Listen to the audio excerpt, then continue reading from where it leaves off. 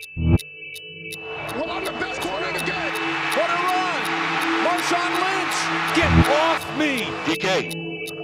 Yes, sir. Hey, it's John Schneider with the Seattle Seahawks. That's the result you're going to get. This offense, just in general. I mean, you had To a me, guy just like watching that. his film, he seems more of a back. Just the presence he's got in that pocket, the way he throws the football. Russ days, man, all the scrutiny that line was under. This Monday night's big.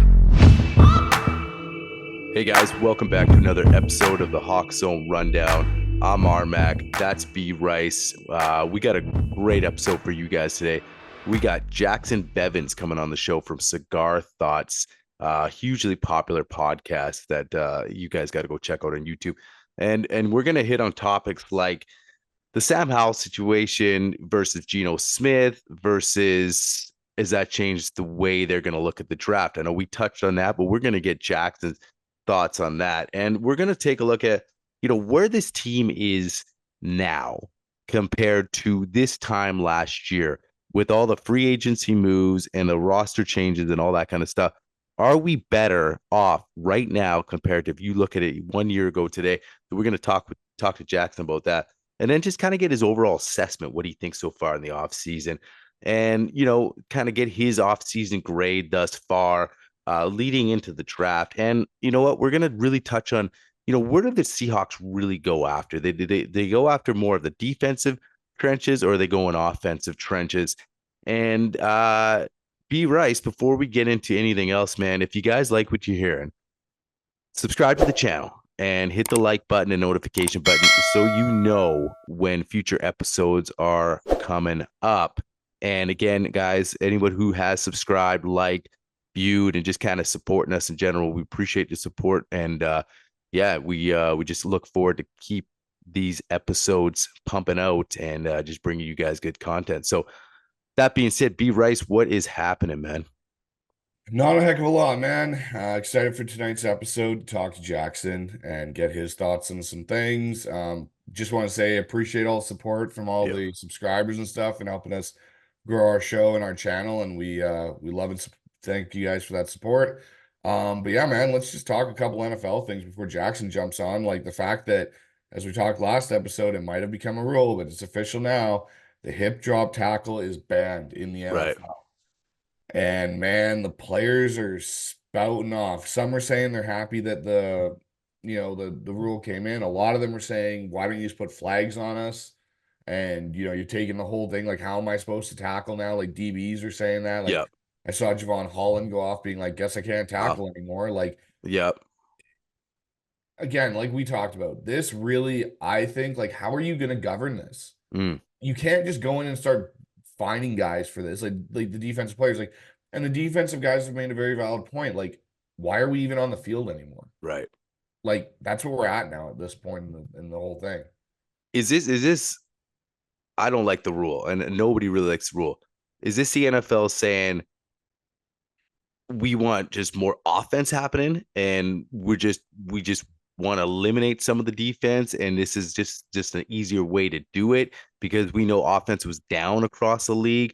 To me, it doesn't seem like this major safety thing. I mean, to me, that the head thing, we talked about the head thing, that was a big thing. But overall, what's the total?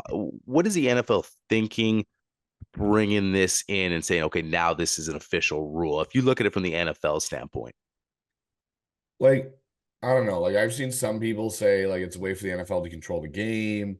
My whole thing, and this is where I look at it, like I'm looking right now at Logan Wilson's tackle and Mark Andrews in the Ravens-Baltimore game last year. right? The angle he's coming on, Logan Wilson, what do you want him to do? He's gonna have to grab and drag. And we were taught that. Grab on and just hold on. You're not intentionally throwing your hip onto a guy's foot, but I think another reality you got to look at a lot of these injuries where these hip drop tackles have kind of been more devastating injury wise. It's also the playing field surface they're on, Right? Field turf. Yeah. And you and me both know, like from our playing days, field turf has no give to it. If you're stuck in it, you're stuck in it. And how often, like, they want to ban this tackle, but are they really listening to the players? I look at it this way, because if, say, you get 25 of these type of tackles throughout a season, and 20 of them are injuries that occur on field turf, you got to start asking yourself, is it really the tackle or is it the surface we're playing on? And, Gino had it happen last year in the Giants game, going out of bounds. Remember, he took that hit. And that to me, it was a dirty tackle. He's out of bounds, whatever. But I don't know, man. Like I'm waiting for the fines to start rolling in, and we're gonna see a hip drop tackle that is iffy. Maybe it is, maybe it isn't. Cost the team a game, maybe a shot at the Super Bowl. And we're gonna be sitting here going, we're really talking about a tackle, a form of a tackle has now cost the team a Super Bowl appearance or not. And that's where I'm gonna, be really interested to see how that all kind of shapes up. Yeah, it's you could talk about it for a long time, and the field surface you bring up is a good point. I'm I hate turf fields. I think it's interesting because a lot of these players in the league now grew up from 5 years old grassroots level playing on turf. That's all they know. Whereas like a generation prior to grew up on grass. So it's like that, wear and tear on your joints early on. I mean, it makes a difference. Even if you're playing in high school or younger, it's just no give, no give, no give. And that's where you see some of the injuries maybe more susceptible to happening, right? But like I said, that's a whole other conversation. We could sit here, we could do a whole episode on turf and the NFL, with the billion-dollar machine and how you can't even get, better playing surfaces for the players. You talk about player safety. Well, dude, knees and Achilles and all this other that, I mean, to me, that's a pretty big deal. But like I said, that we could go on and on about that. But yeah, so that'll be interesting to see once it plays, because that's just going to be, it's bad enough when you get these ticky tack rough in the passer penalties that cost your team potential games, or they've cost games. Now you add this in the equation, that's just could be a whole nother mess. Really, really could be, man. It'll be really, really interesting to see how that all kind of shapes up and what goes on. But on another note, buzz around the league is that JJ McCarthy is gonna possibly be the #2 pick. His odds went from plus 2,500 in Vegas to 500. And from league execs, it sounds like Rappaport reported, I think Garofalo did as well, that JJ McCarthy is likely going to be the Commanders' pick. They've kind of fallen in love with the kid. The Seahawks apparently had a lengthy discussion with him at his pro day with Huff and Grub and all that, a very lengthy meeting, but I just don't think he's going to be there now for Seattle. But what this could do in turn, we'll talk with Jacson about it, is I wonder how much, if McCarthy goes #2, how far either Daniels or May falls. Yeah, that's gonna be interesting too, because I want to touch with Jacson, because I know he's high on Jaden Daniels, and he's, they had a discussion, Penix or Jaden, and it just, he talked about how much, so many more intangibles that Jaden Daniels has. So who knows if that guy drops down the board and Seattle likes him and they try to get aggressive and move up. Like I said, that's gonna be the most interesting thing to see in this draft, is what Seattle is actually going to do with the quarterback situation, especially now with Sam Howell in a mix. Dude, a lot of people think, okay, well, now it's not really a priority, but some other people think, well, no, he just replacing Drew Lock. You just had to pivot and make sure your backup quarterback was sort of set before you went into this draft, so you don't have to reach, or you don't have to panic, whatever. You just set with those two QBs. So it's going to be interesting, and we'll touch on that with Jacson as well. Yeah, I know I'm excited for that. So coming up after the break, on the other side, we're going to get into all those things that we just mentioned with Jacson Bevens right on the other side of the break.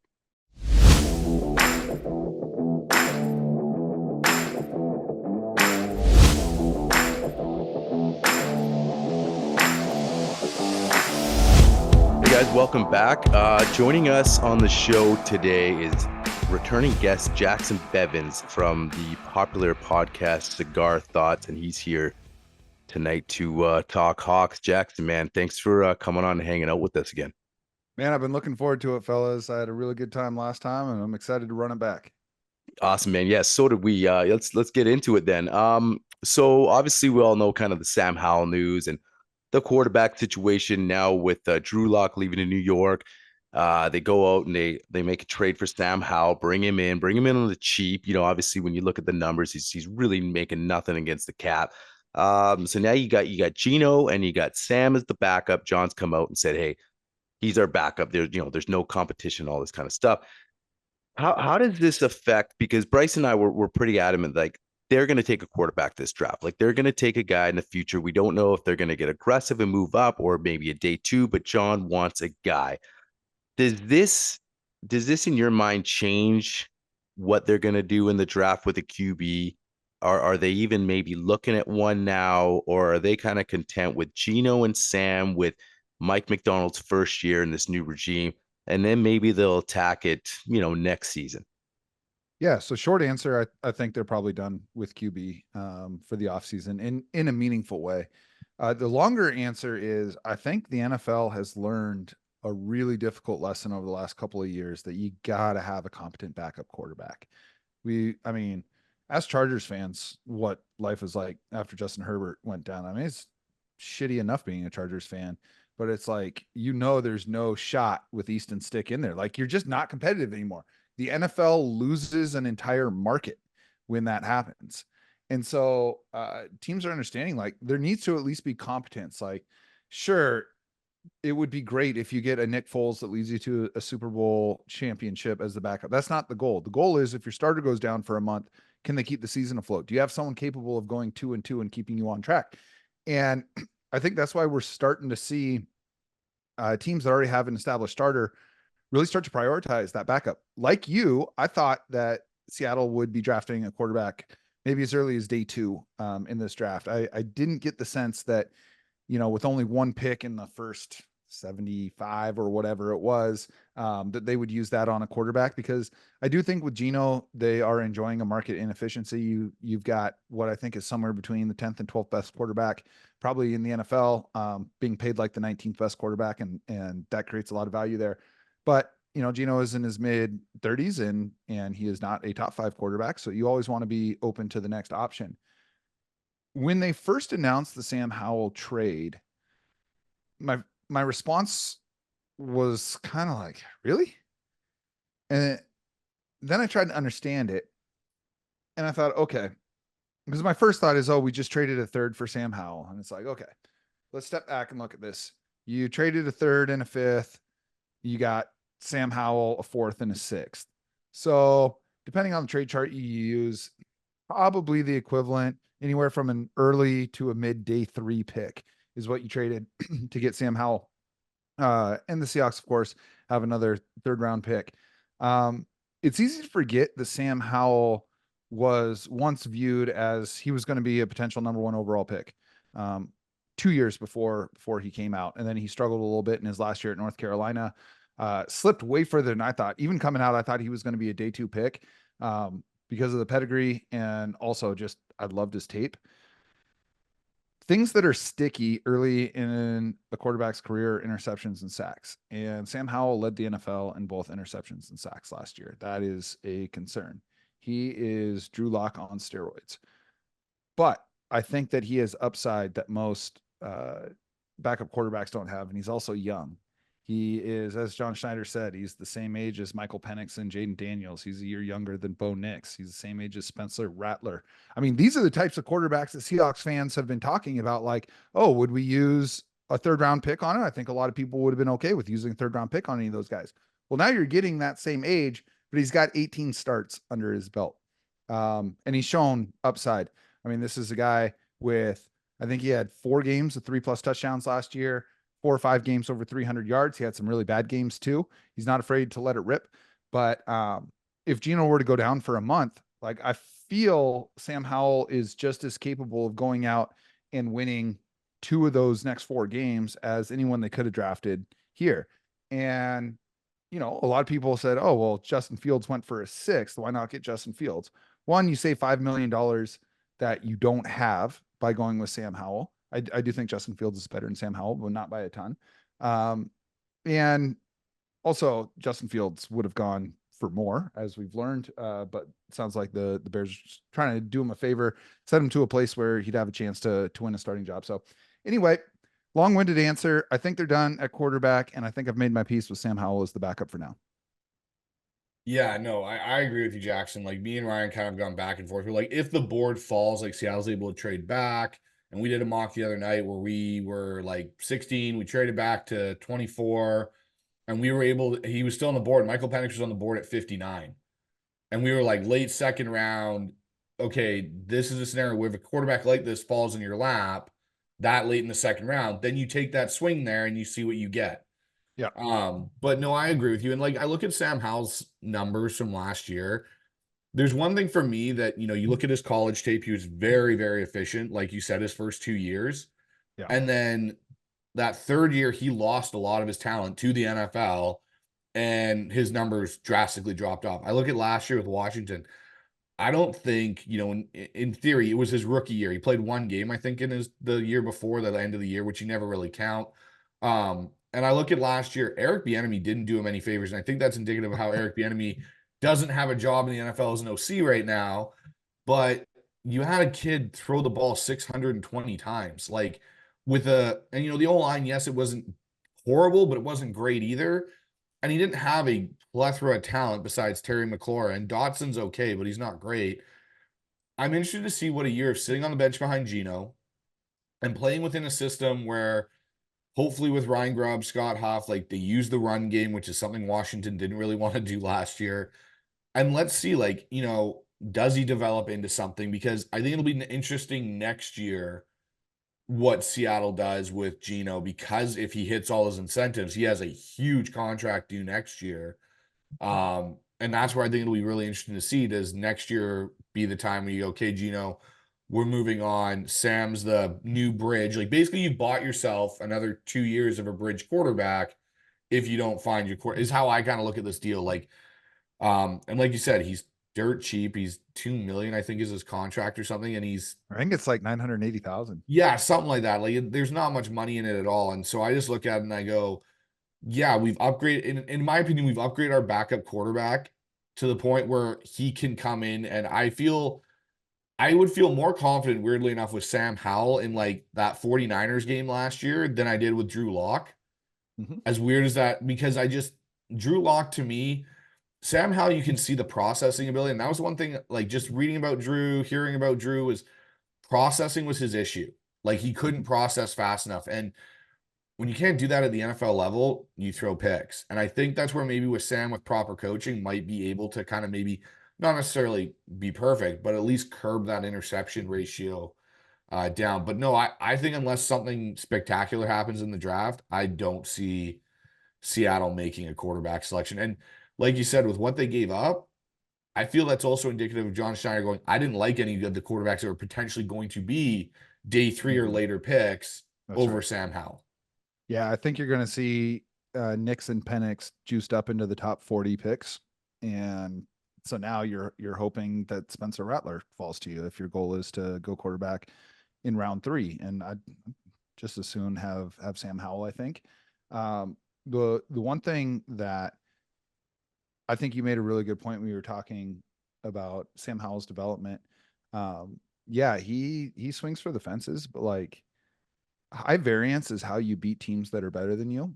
And like if you are playing a team like the 49ers, you're not going to paint by numbers and beat them. You do have to take big swings. And Sam Howell will do that. Now, where that hurts you is when you're playing a team that you're better than and you're taking unnecessary risks and giving them the opportunity to get into it. That's going to be the potential downside. But I like your thought about him sitting behind Geno and, and learning, because Geno is excellent. Whatever your thoughts are about Geno Smith, he is excellent at playing within structure and processing very, very quickly. 100% he is. And that's a great point about Geno and what he's good at doing. Yeah, no, and that's the thing about Geno, like, and again, we're just sort of looking at, okay, what's the long-term plan, I guess, what we're looking at, kind of, if they don't swing for the fences. Obviously, Geno's getting up there in age. He still fits great in the system, like you said, 10 to 12 tier quarterback. If you're gonna rate him, I know you're high on like a Jaden Daniels in this draft, and now rumors are coming out that JJ McCarthy could move up even higher than we thought. Like there's rumors that the Commanders might be taking a shot at McCarthy. Then it could change a lot. I mean, is that a guy, if he drops down and the Hawks are sort of looking at like, hey, this guy's dropping on the board a little bit, if Daniel's still around 9-10, could they get aggressive and maybe go after someone like that if they were like, hey, you know what, this guy, if McCarthy, Yeah, if the chips yeah. are falling like that, right? Because we've seen crazier things happen, and then it's interesting because like some people, like I said, are in the mindset like, okay, you just kind of pivoted because Drew left and you got this guy. So if there's a guy there, like you said, they're juiced up. Penix might not be there at 59 like we had in our mock, but if sort of Jaden Daniels is there dropping a little bit, like Mm-hmm. just see a This is scenario, this is or interesting. that's sort of what we've talked about that, and just because of the fact that McCarthy's just, it seems like every day is getting more and more of this hype, and the stock is just kind of rising. And so what do you think of that? Like, I mean, is the door still maybe a little open for that QB? I guess, obviously we're just looking at like the long-term plan, and not necessarily looking at each flaw quarterback might have, and just kind of taking a shot on that guy that might have some ceiling that's just really high, and just go get him kind of thing, right? That's Yeah. so Yeah. what are your thoughts on that? Okay, I like this hypothetical.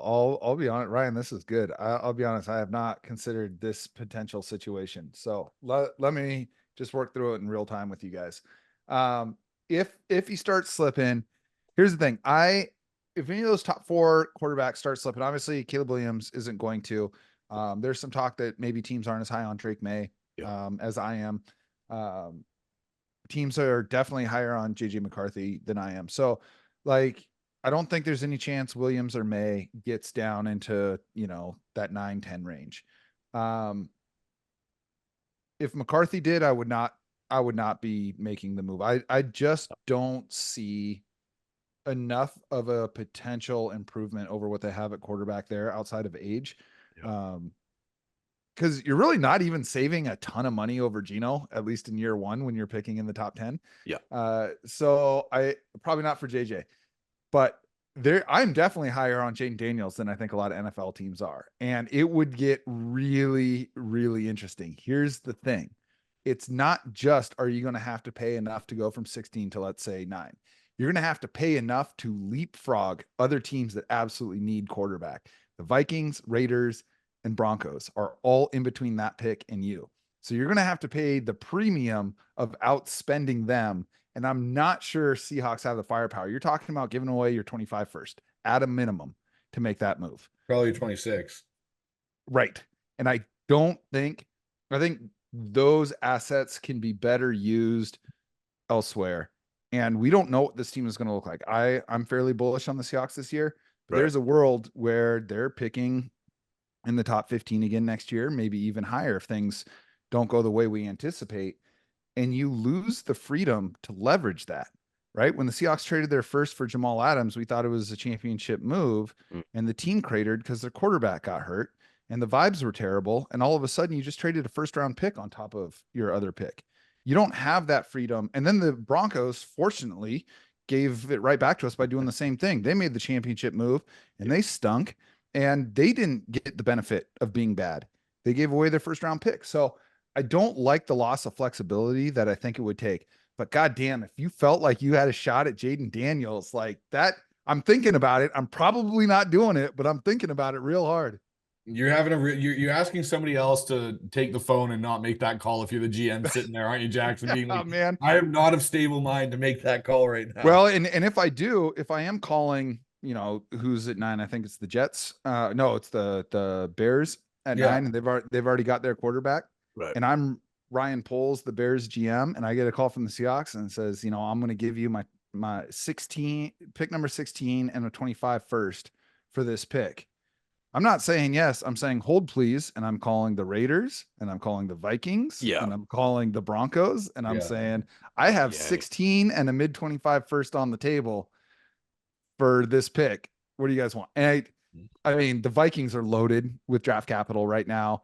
The Broncos are fucking desperate. The Raiders are desperate. So I think even if Seattle made that move, a smart GM is gonna leverage them into a better offer. Yeah, that's fair. 100%. That's fair. So if we let's pivot here a bit away from the quarterback. Well, I mean, it's kind of tied into a little bit, but if you look at this team, free agency frenzy sort of settled down a little bit, and obviously, people panic. Like Bryce and I did a show just after free agency, I think, or day 2 into free agency, and how people panic after day 1. Like they think free agent day 1 of free agency is like Christmas morning. You know what I mean? Like that's how I kind of put it. Like, it's exciting day, and if you go downstairs and you don't get the big gifts you want, you get really disappointed, and then you start criticizing your GM and what's this guy doing? Doesn't what he's doing, should be fired, and all this kind of stuff. We don't obviously look at it like that. Now that the dust is cleared and we fill a lot of gaps, especially on the defensive side, right? Guys that went out the door, guys that came in, and all this kind of stuff. If you kind of looked at this team this time last year compared to right now, how are you looking at like, is this team better in your eyes right now than the roster we had? Obviously, before the draft, we're still a month away, but compared to last season and now, right now, or this time last year to now, do you like the makeup of this team the way it stands right now compared to last year this time? Man, that's 2 really good ones you've hit me with in a row here. I'm gonna say no. Okay. From a pure talent standpoint, I think the gap is small. I don't think they're much worse. I think that they are worse. I think from a youth and flexibility standpoint, they're in a much better situation. I think even though the smaller additions that they've made recently, kind of in that third wave of free agency that John Schneider really likes to go kind of, bargain shopping with, what you have is a bunch of short contracts for younger players. And what you've lost are contracts for older players with Quandre Diggs and Jamal Adams, which, by the way, I'm not going to be surprised if one of those 2 guys is back this year, because the NFL is clearly telling them you're not worth the contract that Seattle was on the books to pay you. And most of the team's money is spent now. Now they're saving money for their draft picks. They're saving money for IR spots. They're saving money for post June 1st cuts, right? Like there's not a lot of money out there anymore. So I wouldn't be surprised to see one of those guys back. But I think the one that I was really bummed about was Jordan Brooks. And I think a lot of people got on John Schneider when he was asked why he didn't re-sign Jordan Brooks. And he said, well, we really wanted to get Leonard Williams in. We were dealing with that. And the Dolphins just moved too fast. And a lot of people were like, really? That's why you didn't sign him? And I think that was Schneider willing to fall on the sword to protect a player that he really liked. But he was not, he and Mike McDaniel had made the decision. They were not going to pay $30 million for Jordan Brooks for whatever reason. To me, that seems like a very reasonable contract for a player that I think is really good. They didn't feel that way. This is John Schneider's 15th free agency as a general manager, plus however many he was an assistant GM for with Green Bay before that. The thought that he couldn't negotiate 2 deals on the same day is preposterous. He was absolutely capable of that. I think he made his peace with, that's not where we're going to spend our money. We are prioritizing Leonard Williams, and I'm glad they did that. I think that was their biggest win of free agency. But I like the guys that they brought in at linebacker. I like Jerome Baker, and I like Tyrell Dodson. And they're kind of, and I'm only using these guys as comparisons for how I felt when the signing happened. I am not projecting the same level of success. But after 2012, first wave of free agency went by and everyone was like, oh my God, Seahawks, spend the money. You're so close. You just had this great playoff run. Like you're right there. Go spend the money. And they didn't. And then they waited and they got Cliff Averill and they got Michael Bennett. Players that the metrics loved, that the fans of the teams that they had been playing for loved and were sad to see go. And they came in, and we all know how important they were for Seattle's success, not only winning the Super Bowl the next year, but all the wins they had in the 3 years following.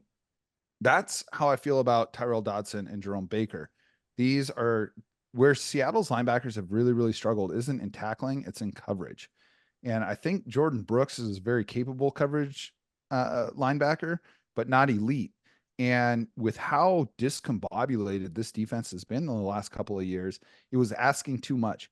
The amount of flexibility that having these 2 guys behind the line of scrimmage is, you don't maybe have like the pure raw athleticism, size and speed combo that Jordan Brooks gives you.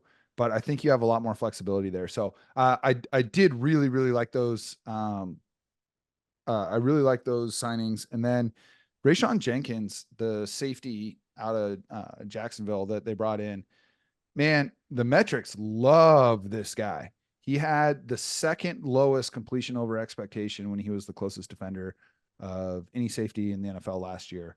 And the only one that was better was Kyle Hamilton. So I think there's a lot there. I liked how Julian Love played down the stretch. We never saw Kobe Bryant as a safety last year, but we can't forget that he's there. And then, like I said, I think there's a decent chance that either Diggs or Adams is back.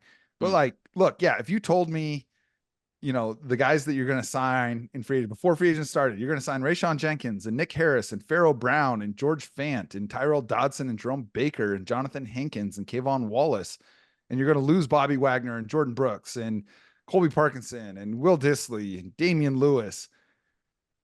I would be like, yeah, that fucking sounds like it sucks. But you've just so much financial flexibility over the next few years. We have to remember this is a brand new coach who is bringing in the most successful defensive system the NFL has seen in a while. Like, I'm okay with letting him shop for his own groceries, knowing that these signings are going to give them more money to do that again next year and the year after. So it's actually funny, Jacson, because like the way I look at this defense is, and the way they've put it together, like you said, they've offloaded these big contracts. They've lost these guys in free agencies, especially the linebacker and safety room. And I said this to Ryan the other show that we had. It's kind of like Moneyball. If you look at what they're doing, like in the safety room with Jenkins and Wallace coming in, they have certain skill sets. They're not great at one thing or the other, but when you put Julian Love and those three together, you kind of in a way recreate Kyle Hamilton in some of the skill sets he's able to do, like Kayvon coming off the edge on blitz packages and Rayshawn's coverage ability. So I look at, like you said, with Dotson and Jerome Baker, if you look at their metrics, like you said, that's like a Patrick Crean and Raekwon Smith kind of situation. And they've done it for cheaper, like when the Athletics got rid of Giambi and a whole bunch of their guys because they couldn't pay them. They went out and put pieces together. So it's kind of like you said, it's value shopping. I just told Ryan the other day, I'm like, it's like I just watched Moneyball again for the other day because baseball season's coming around. I was like, Seahawks are moneyballing their defense right now and just finding value. And that shows to me trust in Mike McDonald. Yeah. That they just, I think that they've overpaid at a lot of these positions. They did. I mean, Quandre Diggs is awesome. I don't think he was ever the best safety in the NFL. He was paid like it. Jamal Adams, I think when he's healthy, is awesome. I don't think he was worth 2 first-round picks and the highest strong safety contract in the NFL. What Bobby Wagner was getting paid for what he is now. I think these were all ways of trying to cover with individual top-end talent for a lack of congruency on the defensive end. And I think that they just believe in Mike McDonald. Let's not forget, Ravens fans thought Patrick Queen was a bust until Mike McDonald showed up, right? I mean, Jadeveon Clowney was on the scrap heap, bam, 13 sacks with Mike McDonald. I think there's some faith in Mike McDonald to get the most out of these guys that they brought in. And if it doesn't work, you're not tied to any of them. Exactly. Right.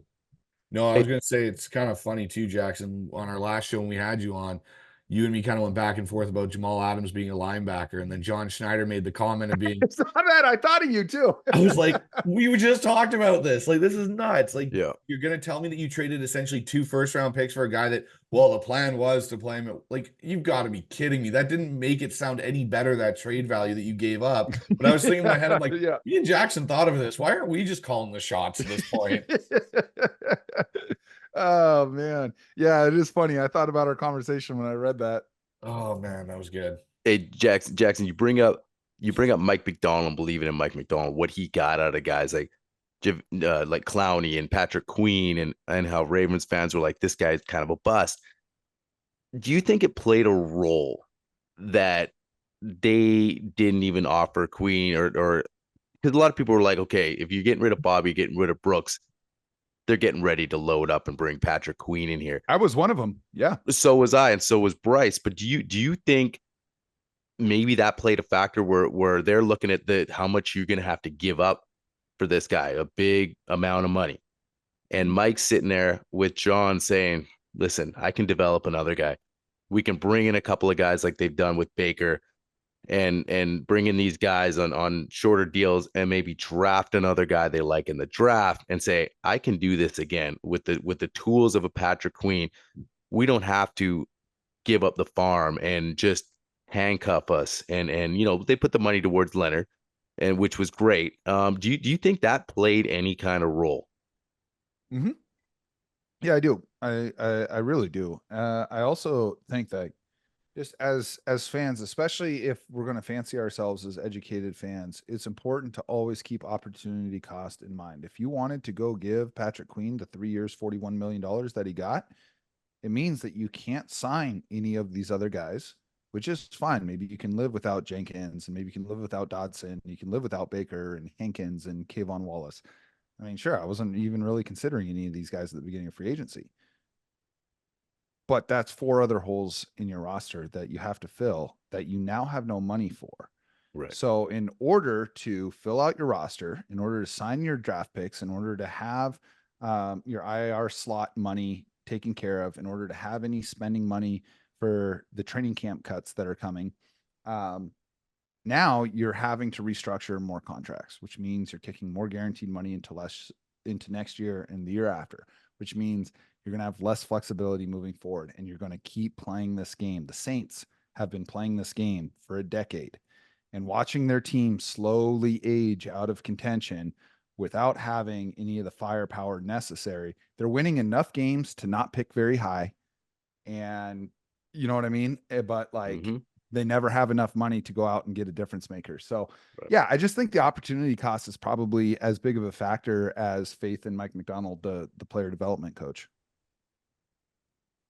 Yeah, no, I kind of agree with you on that too. Like, and the Saints, if anything, they've proven to all of us that the salary cap's a myth, and it just doesn't truly exist with the way that they've been able to manipulate it for years. But I got an interesting. Do you think, Jacson, that there may be a draft day trade? Because like you were saying, as being educated fans, like we try to say that we are, and that whole cost situation, you can't spend a bunch of money this free agency because you don't have the draft capital to fill spots either. Like, you look at Seattle's draft capital with the gaps that we have, Yes, it's huge. So it's not like, okay, cool, like we can go spend this money and we'll fill it with our draft picks. Like, they are frugal on their draft picks this year. It's not like we're sitting with 12 like John Schneider likes to have. We have, I think, 7 or 8. And so like I look at Darrell Taylor, for example, and the fact that I found that whole situation very interesting with re-signing him, but he has no guarantees whatsoever. And I wonder if Darrell Taylor isn't part of some deal come the draft to get maybe, I don't know, a 3rd or 4th round pick, give them something else back because he's still a young edge rusher and teams seem to fancy those. It was very interesting because there's no guaranteed contract. So if you trade him, then you're not on the hook for anything. yeah. I mean, here's the other thing that I think is important to keep in mind. God damn, I like coming on your show. Y'all got good points that I think gets lost in a lot of the typical discourse. There are so many more moves that are going to be made between now and opening day. Yep. You know, I said this on Twitter early in free agency when people were freaking out.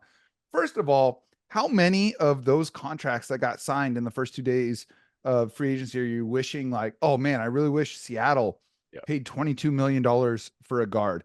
Yep. You know what I mean? Like, I really wish that they had paid $8 million for a running back. Like, these are there weren't a lot of moves out there where I'm like, damn, why didn't Seattle do that? The other thing is, when the Rams broke camp last year, they had more rookies than veterans on their roster. And I got suckered into on my NFC West preview show saying this is a two-team division.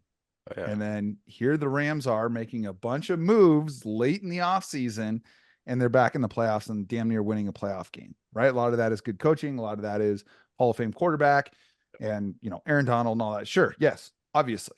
But like, we were looking at the Rams roster like, fuck they doing? They don't have anybody. They had like 35 undrafted free agents on their roster. We have to keep in mind there are so many more moves coming that could include a Darrell Taylor trade, that could include all sorts of stuff. Y'all understand how many good players are going to get cut in the next 4 months? A lot. There's going to be a lot of talent out there with no money to spend on them, which means you can get them on short deals, these 1-year prove it deals that are cheap, that are going to buoy you through the season. And now you're in position to make the decision, do we want to retain these guys? So I'm not saying John Schneider is going to ace that test. I'm just saying it's way too early to grade it. Yeah, I think people were trying to grade it after the first day. Like I said, I think there's just this hype around free agency, and then like you said, Totally. You don't want to miss out. It's the you don't want to SpongeBob meme where you're inside watching through the window while your friends are playing outside. I get that.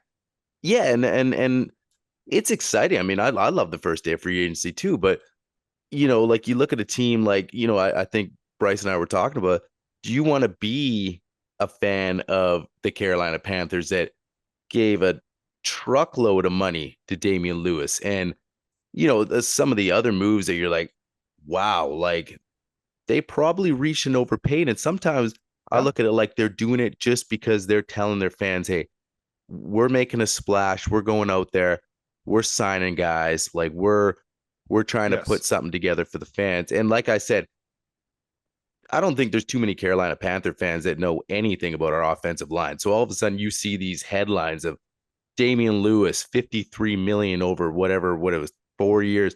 You're sitting there as a Carolina Panther fan and you're thinking, okay, hey, we're making some big time moves here. We're, and I'm not saying, he can't, like we talked about when they switched him from his position in his rookie year. And we feel like, okay, maybe that changed him a little bit and he just really couldn't get back to the player he was. But that's just so much money for a player like that. So that's just it. I think Damian Lewis is a perfectly fine player. I would like to have him be a Seahawk this year. I would prefer if he was a Seahawk, not at fucking $53 million. 53. Yeah. So you look at that and you say, that's like, so what you're saying is, and then, so we just try to stress the fans, hey, just let the dust settle. And like you said, even we're so far away from what this team even look like. We have the draft. Like you said, a lot of good players are going to get cut. You're going to get from the cheap. So enjoy the free agency frenzy for what it is, but don't grade a guy after the first or second or third day, and just let the chips fall, because you either believe in John and what this regime's doing, or you don't. Like, we're excited for this regime. We're excited with Mike and like the players that we think, okay, you know what, I can work with this, or we don't need a Patrick Queen, and just I know trust the process gets said way too much, but just let the process happen. That's sort of how we're looking at it before you make any grades with this guy, because he's been doing it for a long time. And like I think the biggest thing for us, we could look at it too, I think, you heard like, hey, John's on his own now. Like Pete's gone. John's the big decision maker. And I think there was a lot of people thinking, hey, this guy's going to get aggressive. And I think when he didn't day one, and people got to remember, you still signed Leonard Williams. Like that's a big time due, just because he didn't have ties to this city. He played X amount of games at, mid-season trade. The team missed the playoffs. He could have said, I'm out of here, man. Like, I got other suitors. They sold him. Oh, Mike definitely. Donald, we think, was a big reason. And so, they made some moves even on day one. So I just think that's how we kind of look at it. So, I think, just wait to see what happens, and then make a decision. I always look at free agency as like Black Friday at the door. Everyone jams those doors and they rush in to grab everything.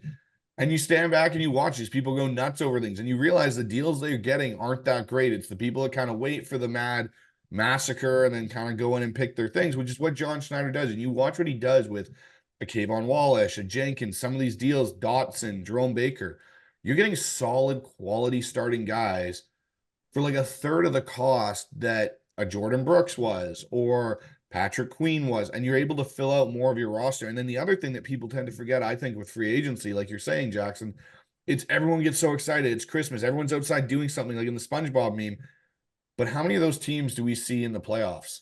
How many of those teams, when they spend X amount of dollars, like the Carolina Panthers, who spend money, it doesn't work. And everything. Yeah, it doesn't work. No, and it's been graphed out, and it's inversely proportionate. Like, the more money you spend in free agency, the less likely you are to make the playoffs, because free agents are, by definition, players whose teams didn't value them at the contract they were owed. Yep. right? It is so rare that you see a truly great player available in free agency. There are good players available in free agency every year. It's nature of the salary cap, but the great ones, teams find a way. And if they're not going to keep them, they trade them. So yeah, that's exactly it. You are paying top tier money. You have guys setting record setting contracts or top 5 all time contracts who are not, the talent is not commensurate with that. And teams that are bad have to spend more. And the Seahawks have been good overall, and I think there is a market inefficiency in waiting in free agency, and they have. And again, opportunity cost. It's like, yeah, okay, it's Christmas and you really want, this new video game, but are you willing to like give up your bike for it? Because that might be what it costs. Like, yeah, you could have gone out and made a splash and like signed a cool, fun player, but if it costs you Leonard Williams, is it worth it? Right. Well, exactly. So I'm going to put you in the GM chair for a second here, Jackson. With the draft capital Seattle has, you've made this Sam Howell deal. How would you allocate the draft capital on offense or defense in this draft? Would it be more on the trenches on the offensive side? Would you be filling out gaps on defense? How would you allocate Seattle's draft capital? Not to, put you in the hot seat or anything here.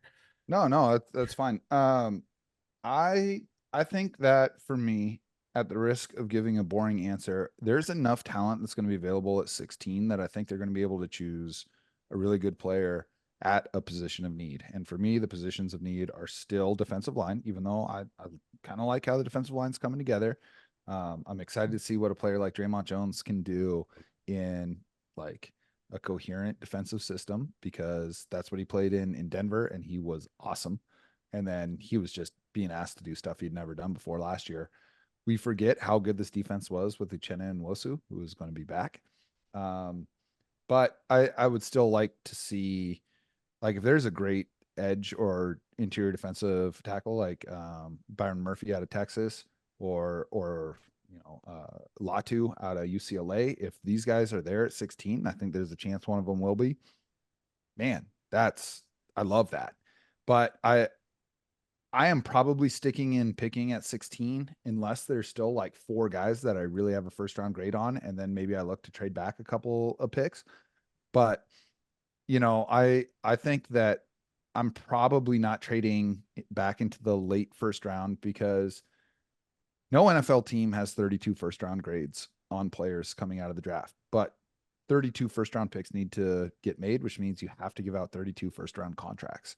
And the challenge with picking at the back end of the first round, like the Seahawks did so many times, is you are now taking day 2 talent on day 1. And I would like Seattle to not be in that position. If they can grab another day 2 pick by moving back to number 19 and still getting like Fatanu out of UW, great. That would be awesome. But if he's there and you like him at 16, I'm sticking and picking. Then I think on day 2, which right now is just, I think, pick number 81. Yeah. Then again, I think that's the pick that I'm looking to say, okay, what really is the delta in talent between the 81st pick and the 110th pick? Historically, it's not very big. The hit rate, not too different between late 3rd and, mid 4th.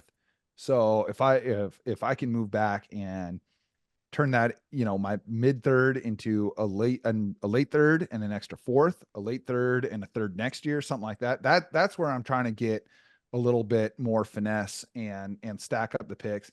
And then I'm throwing darts, man. I'm not even worried about drafting for position need at that point. If there's players there that you like, freaking great. And if a great player that's not at a position of need falls to you at 16, go get him. Like, I love Noah Fant. I can't wait to see what Noah Fant does when he's not just on a 3-man rotation in an offense that doesn't really use the tight end in a way that Noah Fant excels at. But like, if Brock Bowers is there, you fucking take Brock Bowers and then you figure it out. So, but barring that happening, honestly, I think you just take the highest player on your board at every pick. And if your time on the clock comes up and there's still 4 or 5 players that you like, trade back. Yeah, no, I agree. If it was between, say, one of the Robinson edge rushers or the guy out of UCLA or Fatuanu, or I can't remember the name of the tackle from Oregon State. Starts with an F too. Oh God, I can't remember his name. But for me, Polishanu, is that it? yes, I think so. Yes. My whole thing is I'm so concerned about Abe Lucas and I what know. his situation is The right the now. George Fant signing scared me Yeah. a little And bit. with how much money is allocated in that George Fant signing to me, like even though John Kennedy, oh yeah, he's gonna be a swing tackle, like that to me, like is more concerning than not. I would almost, like you said, stay in pick and get Troy out of Washington because I feel like he can play guard this year. And if something with Lucas goes wrong, your right tackle is already on your team. Then you can move Dude, him. Fotanu, I am all about that dude. And not just like, yeah, I like you, Dub, whatever. I'm a Northwest guy. Yeah. That didn't have to do with it, man. When I was watching the combine, one of those sickos that's watching the offensive line drills, and like I get that a lot of the top guys weren't testing. That's fine. I'm Yeah. not gonna say like he's better than Joe Alt, but of the guys that did test, dude, he moved different. He moved Yes. so much better than like everybody else at the position. I was like, yeah, that's something that I can look at and say, I can slide him inside. I already know he can play tackle for the offensive line coach and offensive coordinator that he just played with. Yep. Like they know what he can do. So if he has to play tackle for an Abe Lucas absence, I know that he can do it, or at least I can project that he can do it. But I think that he has the feet and the leverage to move inside and play guard or center if you need him to. Well, and here's the other question I look at too, and this is as much people aren't talking about it as much. This is a big year, in my opinion, for Charles Cross. Like he has to show his worth at being a premier left tackle, worth the top 9 pick that we took him at. And when I look at Lucas and him, I've been more impressed career-wise in the NFL with Abe Lucas I agree. than with Charles Cross. So does there become a conversation if you do take Fatanu and go and get, do you let Cross walk maybe in a year or two, and now you kick him outside and you have that conversation, like you said, he gives you more It gives options, you I think. Flexibility. You're right. Exactly. And that's the thing you kind of want to have at this point when you're retooling this roster, as I would say they're doing, or reshaping it. The more flexibility you have, the better off you are. Yeah, I try and look at every big decision through, okay, if I play this out 100 times, how many times does it work out great? How many times does it work out good? How many times is it average? How many times is it bad?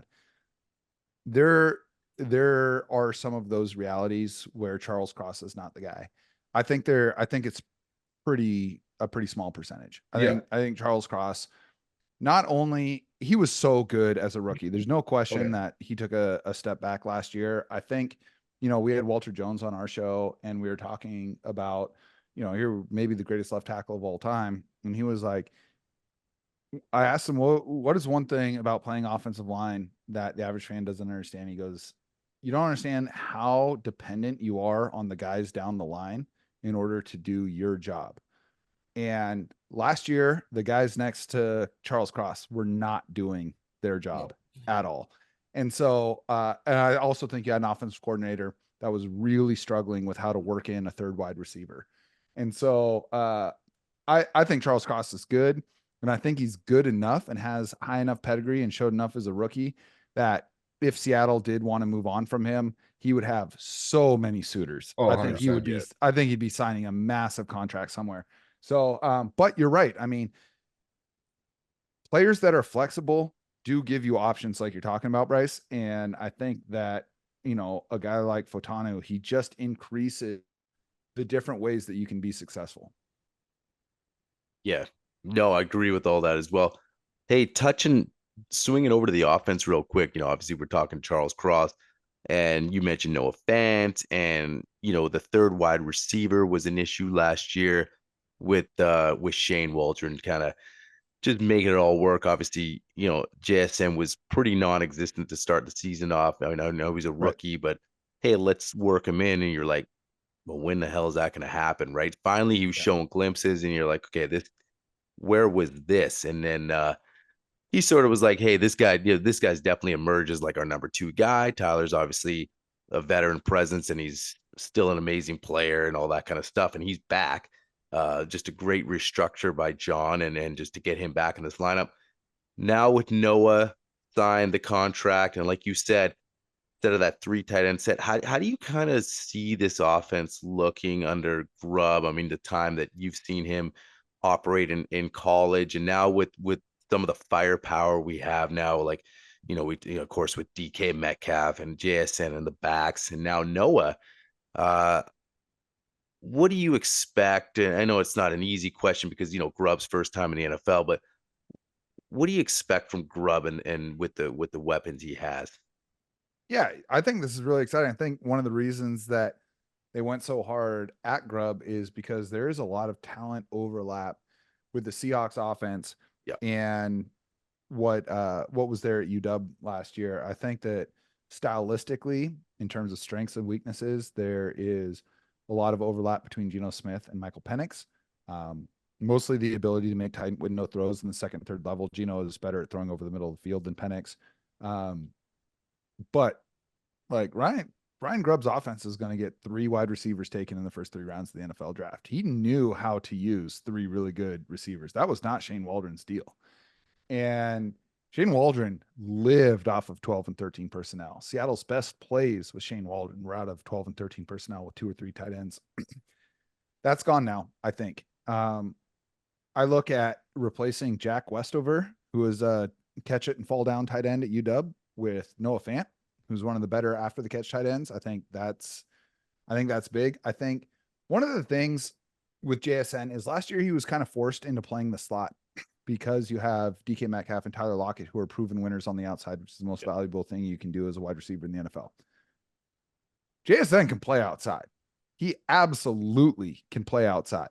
And the game, he had his best game in the game that DK Metcalf missed. So like he can do it. You're going to see what Grub did a lot of at UW is move all 3 of his receivers, Rome Odunze, Jalen McMillan, Jalen Polk, all over the field, right? Inside, outside, all different depths of target. JSN's weakness last year was not a skill issue.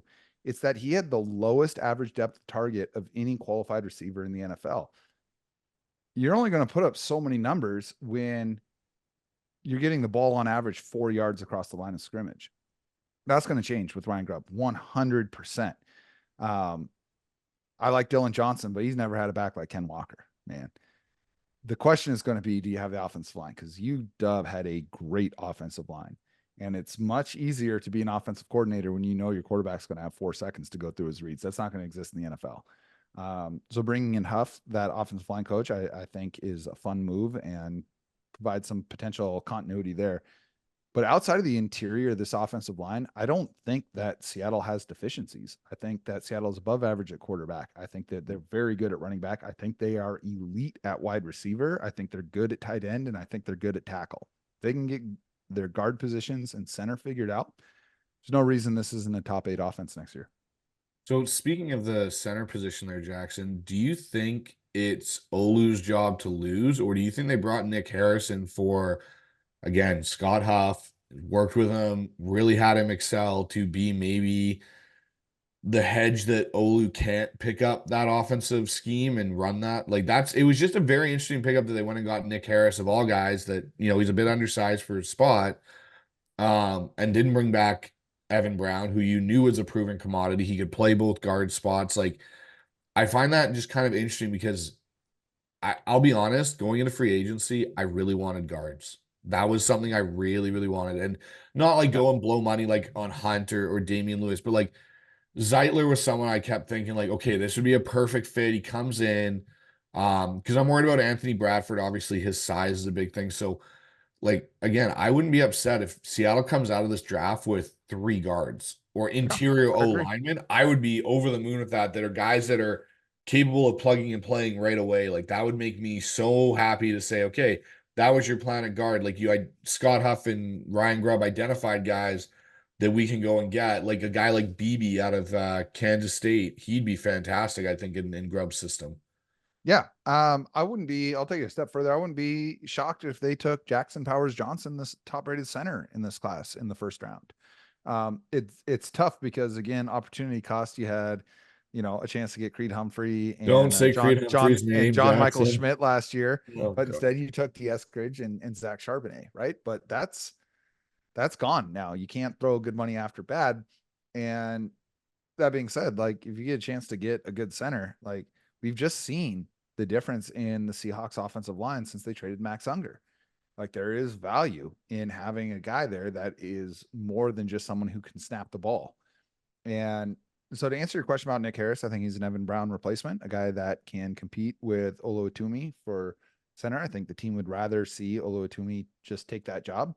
But if they take Jackson Powers Johnson, then yeah, that's going to be an indictment of what I mean, Oluwatumi, what was he, a 5th round pick? Like great if that guy hits, but that's a tough thing to count on. I mean, guys get picked that late for a reason. Yes, you have the occasional player that pops off from day 3, but it is really, really rare. Like that's not something that you're necessarily aiming for. And so I liked how Oluwatimi played down the stretch. I thought he was much better. I thought he had a great game against Dallas. But yeah, I don't think he's locked in, and I don't think Nick Harris was, like oh my gosh, we can't trust Oluwatimi up front anymore. I was with you. I really wanted guards in this free agency class, but like Zietler means you don't get Leonard Williams, and I would rather have Leonard Williams. That's fair. That is fair. Yeah, no.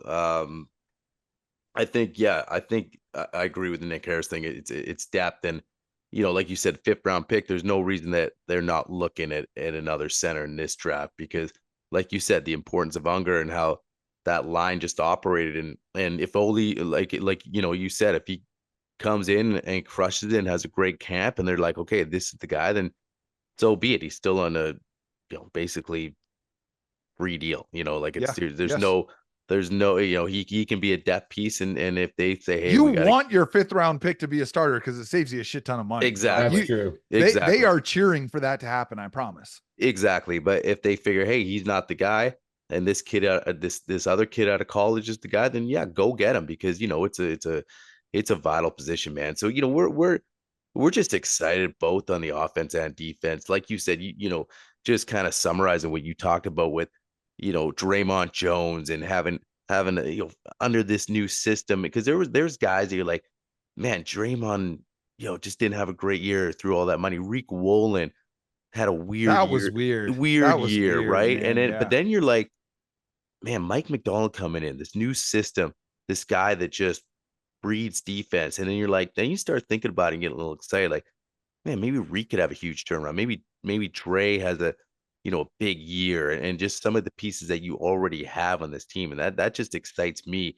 And then on the offensive side of the ball, like last year, we talked about, I thought you had the pieces to explode, and you just didn't have the right guy. And now you have Grub, and obviously coming from the college game, it's yet to be seen, but it just feels like there's excitement in the air. And like you said, you Grub has so many similarities with the pieces, so that gets just can't.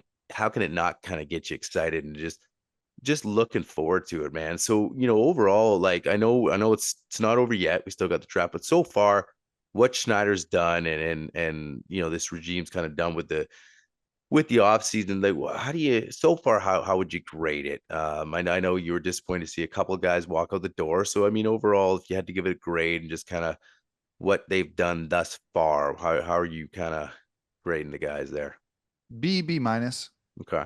Yeah. Okay. Like I Yeah. said, I think they're worse on paper now than they were before free agency. I think they're better on paper from a cap and flexibility standpoint. But yes, so far, I think they've done okay. Okay. Hey, so real quick too, who would you like to see kind of brought back in the door here? Like, would you like to see them try to get Jamal back, or is it more realistic they maybe get a Quandre back, or like somebody that they've let go, they can be like, they've been here before, or is Mike McDonald and Schneider saying, no, none of these guys are coming back because this is a completely new chapter. We are turning the page completely. Even how they didn't even, offer, say, KJ Wright a job as a, linebacker coach. And Bryce and I had the theory that they just want nothing to do with the past. You know what I mean? Like this is completely new. So, what do you think? You think one of those guys come back, and if there is Who would you like to kind of see come back on a cheaper deal? Yeah, number one with a bullet is Quandre Diggs, man. Okay. If you can shoehorn him in under the cap, even on like a 1 year deal, I would love that. I I like analytics. They factor a lot into my perception of players and team building. I don't want to write it off. We don't have a cell in our Excel spreadsheets for juice, and Quandre Diggs has so much juice in that locker room. He was the guy. He was the most popular guy in that locker. I mean, Bobby Wagner was the most revered. DK Metcalf's the most famous. But Quandre Diggs, that was his locker room, and that's a big void there. I think if you can, and he was still a good player. It's not like it's just it would be a ceremonial re-signing. I think there's real juice there. Fans are really frustrated with Jamal Adams, and I'm not going to talk anybody out of that. I'll tell you this: I have it on very good authority from multiple people who've come on our show who cover the Seahawks for a living, who are in that locker room many hours every week for 6 months straight. The players like Jamal Adams, man. They think he's a good fucking player. And he's just been so hurt. And I mean, he played through 2 really tough injuries a couple years ago. And then freaking he had the Bo Jackson injury. Bo Jackson's greatest athlete of my lifetime. And this is the injury that took him out of both sports. That's the injury that Quandre Diggs had, essentially. Muscle off the bone tear. Yeah. And like that's a really difficult thing to come back from. So I'm not going to shed any tears that they don't, but either of those safeties, bringing them back, especially if you can just put Jamal Adams in the box now and let Mike McDonald get his hands on him. Like the tools are there. The mentality is there with Adams. Like I'd be pretty excited about either of those. Yeah, no, I think again, the fan base with Jamal, like if I look at it between the two, who I think is more of a realistic possibility, I would say is Jamal because of what you just said, Jackson. What we had discussed on our prior show with you was move him in the box. Like you had him with Dotson, Baker, and then whoever you may draft, whether that's Peyton Wilson or someone like that to come in. Jamal brings you, like you're talking about juice. Jamal brings a lot of juice to that defense with his ability to make impact plays in the box. And I just look at it and I go, for once, not watching Jamal try and cover a guy in the deep half of the field and just let him stay under 10 yards and be in that area and just tee off on guys, like, okay. And I think it gives Jamal what he's good at. Like you're letting Jamal do what he's good at. Here's the thing. So the 2 most underrated job responsibilities on defense are the defensive tackle, whose job it is to swallow up 2 blockers, right? You're not going to make the play. You are just going to try and make 2 different guys block you so someone else can make a play. The other one is the guy who sets the edge.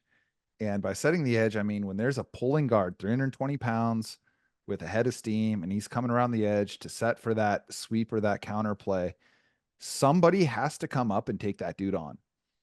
And we had Michael Sean Dugar, the Seahawks beat reporter, on the show talking about this. And he was talking about when Jamal got hurt a couple years ago, that's what Jamal did. Jamal would run up, and fans would give him no love for this. He would take on the pulling guard, and he would hit him as hard as he could. And when he was out, Ryan Neal had to do that. And I like Ryan Neal a lot. Yeah. Ryan Neal told Michael Sean Dugar, I fucking hate that. I don't know if he swore, but he was adamant about how much he hated. He's like, this job sucks. Like, I'm not going to make a play on the ball. I have to go be roadkill for this dude. And like, if you have someone who is willing and able to take the pulling guard out of an edge run, then you've blown up the edge run. And someone just has to be willing to do that. And Jamal Adams can do that. To be honest with you, like just to kind of go back in time a little bit, you think of all the hits Cam Chancellor laid in his career, Vernon Davis multiple times, Calvin Johnson, Demaryius Thomas in the Super Bowl. When he lit up Mike Upati and literally put him in an ambulance, like luckily Upati was good and he ended up being a Seahawk later on. But when he stood up him and Eric Winston both times on Arizona, it was like, Yep. Holy crap. That's Like my favorite Cam Chancellor play of all time. You know, we oh, talk just about blows it up. Vernon Davis and all that. Yeah. His hit on Eric Winston, that pulling guard, that's exactly what I'm talking about. I mean, that's like the Hall of Fame version of what I'm talking about. Yeah. But you're exactly right. That is one of the things that Cam Chancellor did. The crazy thing is Cam Chancellor put the guard on his ass and then body slammed the running back. Yeah, he did the That was extra crazy. part of it. Yeah. That's not something you can expect from, you know, mere mortals. But yes, Yeah, that's exactly what I'm talking about. Can that guy come up and say, yeah, you know what? I'm going to go shoulder to shoulder with this dude who's a lot bigger than me. Yeah, no, it's I agree. I mean, I've always loved Jamal, loved his juice. He just couldn't stay healthy, man. And you know, all that stuff, the little things aside, the tweets and all that. I mean, you know what? It is what it is. You can't you got to you get past that. You Yeah. get over that if I don't like any of that stuff either. No, But nobody I'm not likes going to it. let it keep. I'm not going to let it keep me from signing him on a team friendly deal if both sides are open to it. Yeah, and it's not. I mean, let's. It is what it is. It's not like it was. Was it stupid? Yeah, but you move on, and you know, you Totally. whatever. You get past that stuff. I mean, at least I do. So you know, if it was a team friendly deal, you bring in that juice, and if it's a team friendly deal, then you know, if he gets hurt, he gets hurt. You're not. You know, he's not making the money that he was just making. So you know, you look at it like that, and like you said, there's moves to be made. Maybe he's back. Maybe he's back in the in this building and just rejuvenates himself a little bit. That would be pretty cool to see, man. But yeah, you know what? I agree. So it's an exciting time. We're leading up to the draft, and you know, it's gonna be exciting. We're a few weeks away. So this team's just really gonna start shaping up. You know, we've touched on a lot of things tonight, man. We really appreciate you hanging out again with us, man, and just kind of just we love talking Seahawks football. So it was awesome having you on. We love having you on. Um, where can people find your stuff? We know you got the podcast, the YouTube channel. So how can people, you know, people that are watching this channel go over and find your stuff and just hear all your good content? Yeah, thanks, man. Yeah, YouTube, Twitter, at Cigar Thoughts. You know, we're actually doing something pretty cool right now where Chuck Powell, who hosts the Drive Time sports talk show for KJR in Seattle, he and I have linked up for a little mini series on the Cigar Thoughts channel called Whitewater Drafting, where every week we're picking a different aspect of the draft and really diving deep on it. And he's a degenerate like me when it comes to that stuff. So that's something that I'm really excited about. You can find Cigar Thoughts on any podcast platform. So whether you're an Apple Podcast guy, Spotify, Odyssey, whoever, we're there. Make sure you catching that. And then if you want my stuff, I'm at Jacson Bevens. That's Jacson on Twitter. There's no K in my first name. And yeah, man, just you can come watch me be stupid there. We really appreciate it, man, and hopefully we can get you back on the future, maybe after the draft at some point, kind of really see how this team's shaping up before camp. I'd like nothing more, fellas. Thanks, Jacson. We appreciate it, man. All right, appreciate y'all. Thanks, man. See you, man. Guys, that was Jacson Bevens on the show from the podcast Cigar Thoughts, man. He's awesome having the show, man. Just it's just an easy conversation with Jacson, man. Just touching on a lot of points. Obviously, we just went through a lot of stuff, quarterback talk, draft talk. And you know, when I touch on the offense there, it was interesting just how hearing his thoughts with Grub and just the similarities that, you know, Grub's coming from, he's coming from college, but just the three wide receivers and just getting them all involved. And yes, he does mention, he had a great offensive line, but something we're trying to shore up and see what happens. But it's interesting just how he just touched on a lot of similarities. So you go after a guy like Grub, and he almost has a bit of a comfort level coming in here. Well, yeah, and that was one thing that was really great having Jacson on was his take on I think, and that was a big selling point for Grub on leaving Alabama and coming to Seattle was he didn't know what he was going to get at Alabama, player wise, scheme wise. Was he going to redo everything all over again?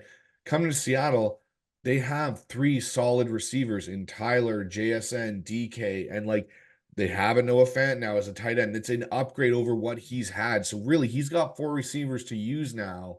Kenneth And the way Walker. he does, exactly the way he does his passing game, plus the running back situation. Like Zach Charbonnet is even an upgrade over a Dylan Johnson. So he's got two running backs that are better than what he had at the University of Washington. He's got a quarterback in Geno Smith that's similar skill set. And to be honest, if we look at Sam Howell's got a similar skill set too in Michael Penix. He may not be as big physically, Right. but he can throw the ball down the field and push that envelope. So you got to think, like, when they made that decision to go and get Sam Howell, I think there was a discussion where, John and Mike probably went down and sat with Grub and said, hey, look, we have an opportunity to go get this young quarterback from Washington. What are your thoughts? Have you watched film? What do you think of this guy? Gave Grub an opportunity, because Grub's going to sign off on that too, just as much as, John and McDonald. Grub's going to have to sign off and go, you know what? I can work with this guy. I can make him better than what he is.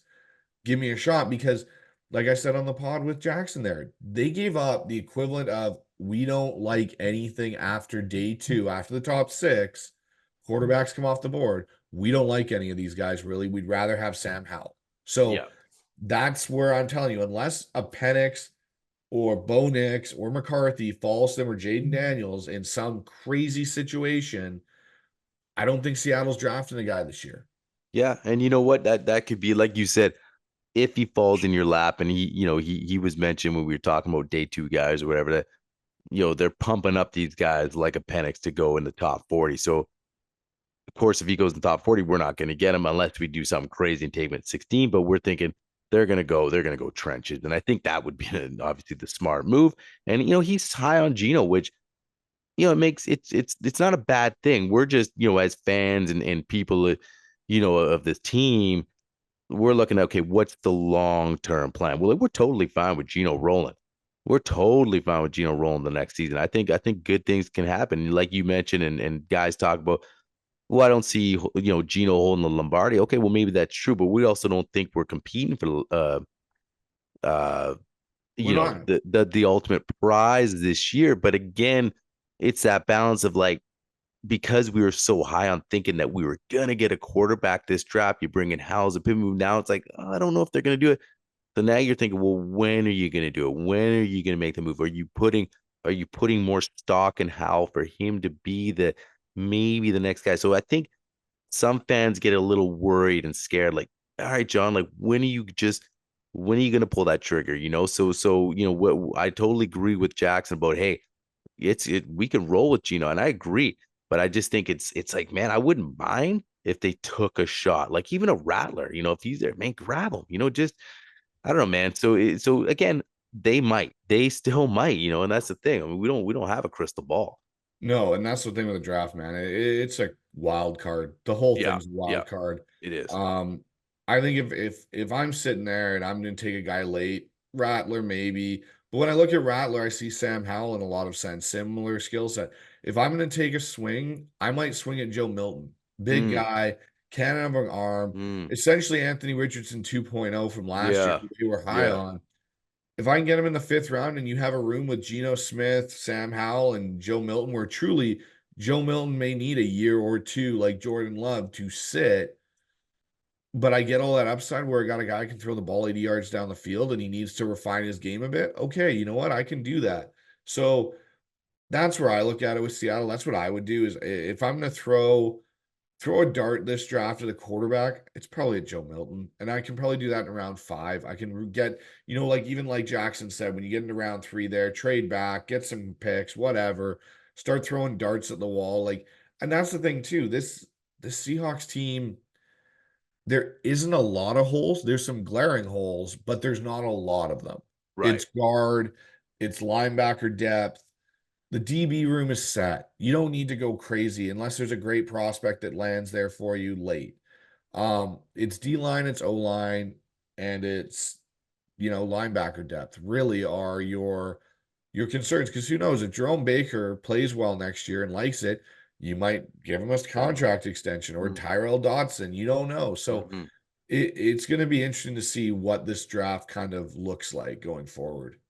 Yeah, it is. And like you said, it is a wild card. So that's just something that and like you said, there's not that, you sort of know where the glaring, needs are.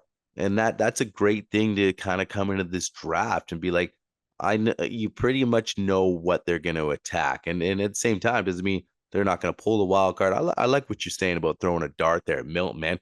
I'd like to see that guy in a room. If you got him fifth, sixth round and just get him in that QB room all of a sudden with those intangibles. And we're not saying, again, you don't have high expectations.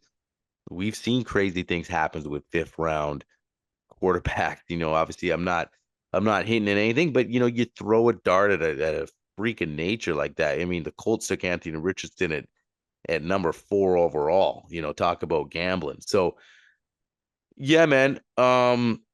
Awesome episode tonight, man. Like I'm telling you A lot of guys, fun, man. go over and check out his stuff. Jacson Bevens, like he's on YouTube, anywhere you get your audio. Like he knows his stuff. He breaks it down analytically, whatever. He knows the game of football, and now he's always coming up with new content, new things. Like they talk about his drafting, where they're focusing on specific areas each week. And so it's just, you're gonna learn a lot. You're gonna be entertained. He's a great guy. Go over there, check out his stuff. Cigar Thoughts, and again at Jacson Bevens.